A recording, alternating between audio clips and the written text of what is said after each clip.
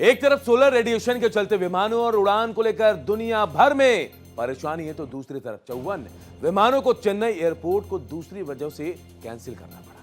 यह समस्या भी मौसमी है। साइक्लोन दितवा ने श्रीलंका में तबाही मचाकर अब भारत का रुख किया है। देखिए भारत पर इसका कितना असर हो सकता है।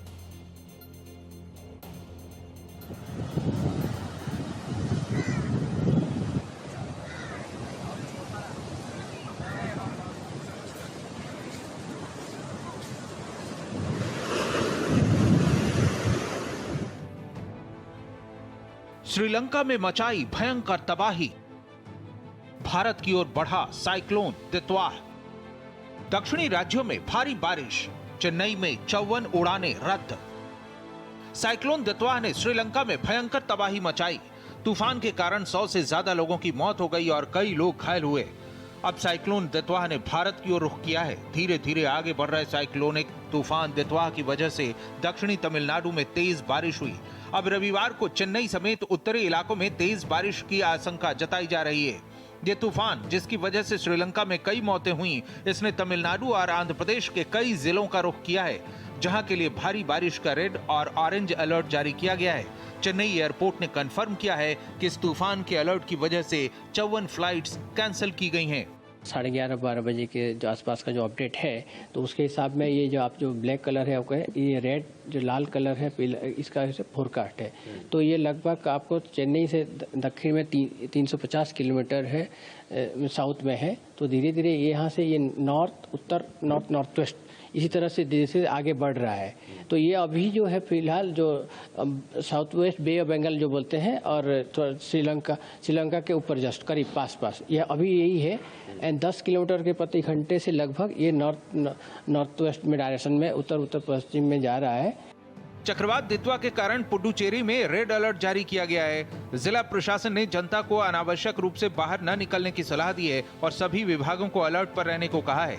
मत्स्य विभाग ने भी मछुआरों को समुद्र में न जाने और जो लोग समुद्र में गए हैं उन्हें तुरंत किनारे पर लौटने की चेतावनी दी है। अरकोंडम में 60 सदस्यों का एक बचाव दल पुडुचेरी पहुंच गया है। तूफान के कारण शनिवार को स्कूलों और कॉलेजों में भी छुट्टी रही।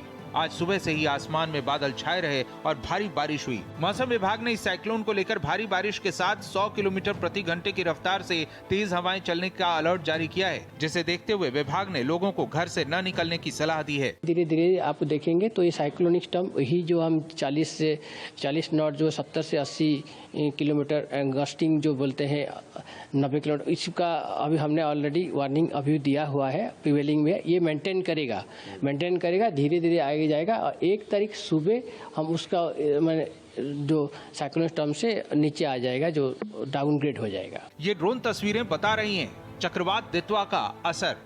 नागपट्टिनम जिले के वेदरनम क्षेत्र में भारी बारिश हुई, जिसने यहां के नमक उत्पादन को बुरी तरह प्रभावित किया है। इससे लगभग 9000 एकड़ नमक क्षेत्र प्रभावित हुआ है। दितवा से होने वाली तबाही की आशंका को लेकर सुरक्षा और बचाव के लिए एनडीआरएफ की टीमें तैनात की गई हैं। तमिलनाडु के तटीय क्षेत्रों में 24 टीमों को तैनात किया गया है। See, in Tamil Nadu we have as of now deployed 14 teams, and they are mostly deployed in the coastal areas. And considering the situation as a precautionary measure, 10 more teams have been requisitioned by Tamil Nadu, and those teams are being airlifted from Pune and Vadodara, and they would be reaching shortly there and deployed as per the requirement. जिस गति से ये तूफान आगे बढ़ रहा है, संभावना है कि 30 नवंबर की सुबह तक ये उत्तरी तमिलनाडु, पुडुचेरी और दक्षिण आंध्र प्रदेश के तटीय इलाकों के पास दक्षिण पश्चिम बंगाल की खाड़ी में पहुंच जाएगा। Bureau report, Bharat express.